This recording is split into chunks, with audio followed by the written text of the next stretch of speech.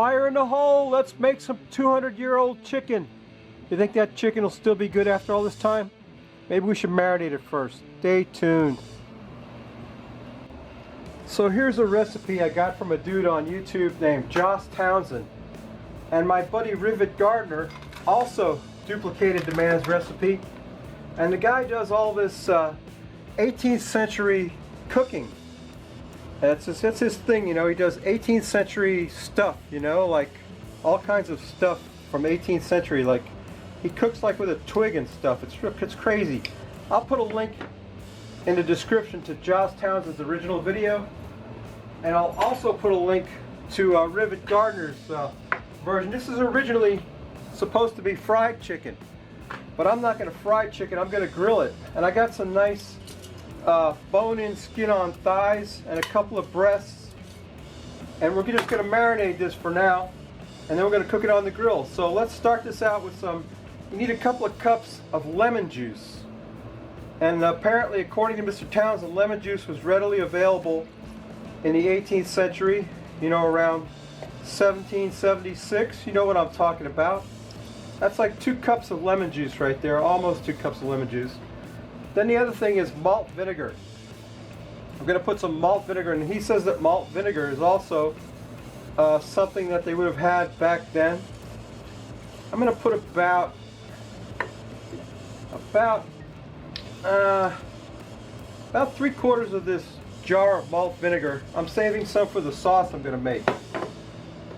So we're going to get that chicken all in that malt vinegar and lemon juice. That's a very acidic marinade, and it, you know, if I left it too long, it would probably cook the chicken. So next thing we need is a couple of bay leaves. I think it calls for 2 bay leaves. So there's your bay leaves. Then we got to put some salt. I got some, this is butcher salt. I'm going to put a good bit of salt in there. Got the salt, the bay leaves. We need some cloves, a very strange ingredient. About a teaspoon of ground cloves in there. And some pepper. And we get some pepper in there. Grind up some pepper.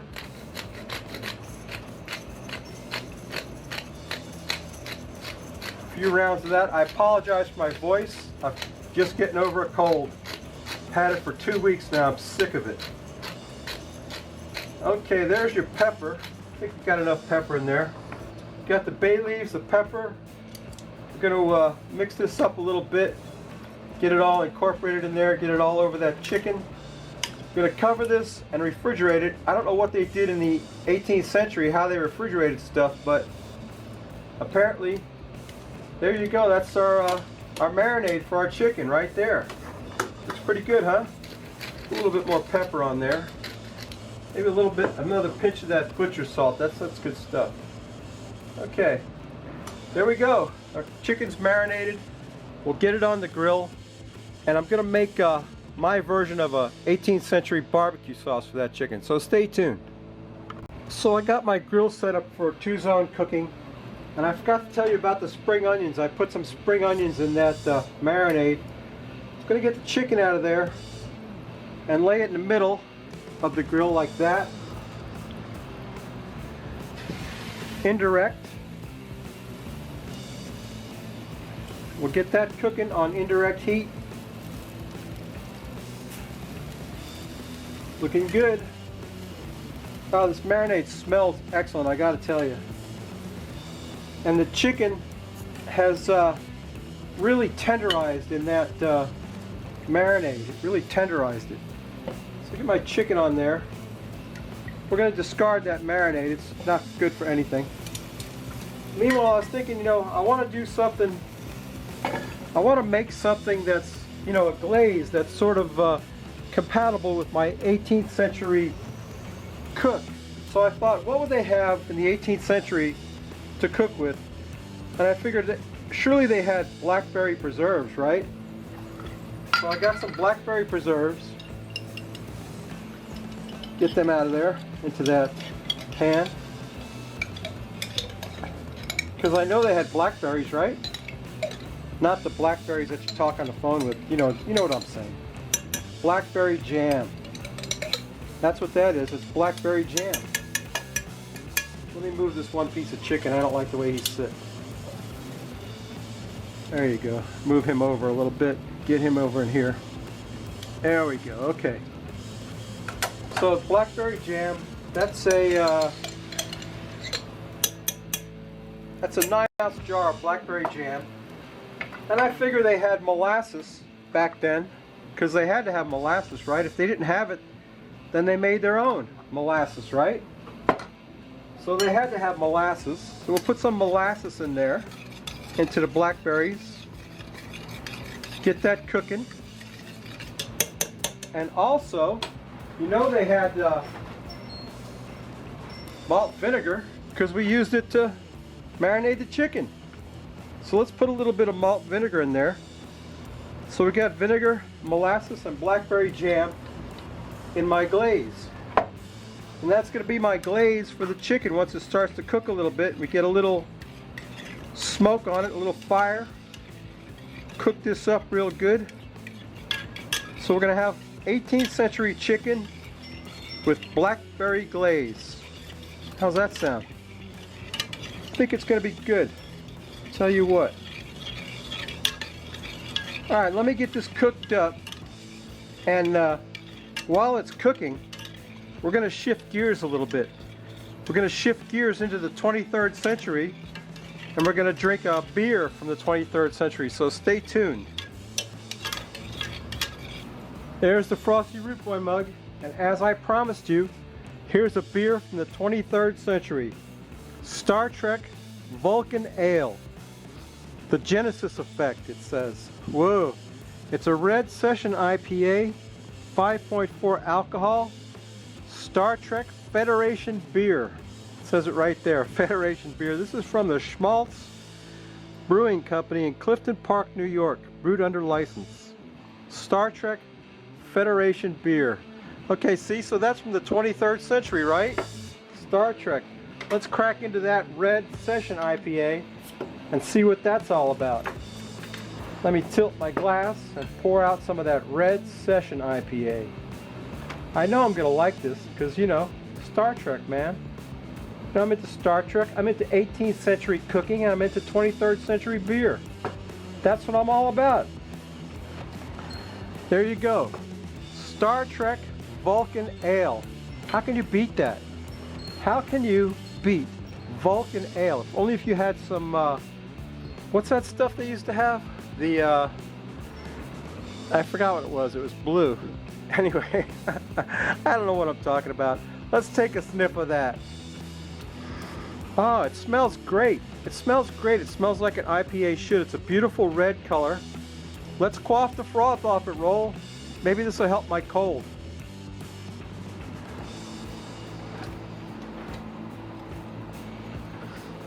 Oh yeah, that tastes great.